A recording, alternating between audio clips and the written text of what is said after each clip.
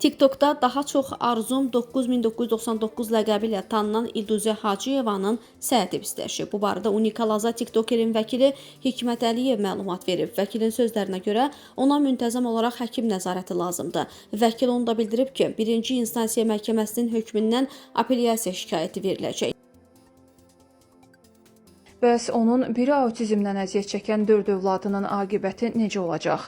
Məhkəmə cəza təyin edərkən təqsirləndirilən şəxsin azyaşlı uşaqlarının varlığını, həm də sayını, üstəlik hansınınsa xəstəliyini nəzərə alırmı?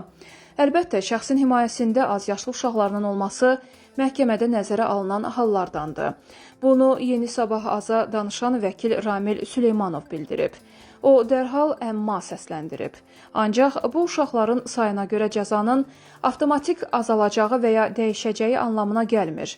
Həmin halın yalnız cəzanı yüngülləşdirən amillərdən biri kimi qiymətləndirilməsi mümkündür. Vəkil əlavə edib ki, uşaqlardan birinin autizmli olması da şübhəsiz yüngülləşdirici hal hesab oluna bilər.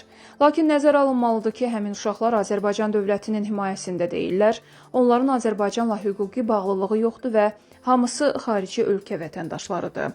Faktiki olaraq onlar atalarının himayəsindədirlər. Bu baxımdan ananın məhkum olunması uşaqların sahibsiz və ya himayəsiz qalması anlamına gəlmir.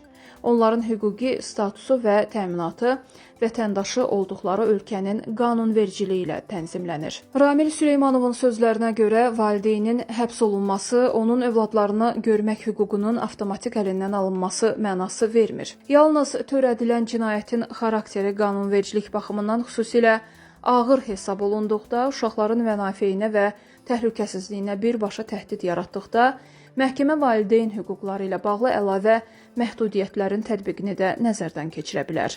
Bu isə konkret işin halları və müvafiq qanunvericiliyin tələbləri əsasında qiymətləndirilir.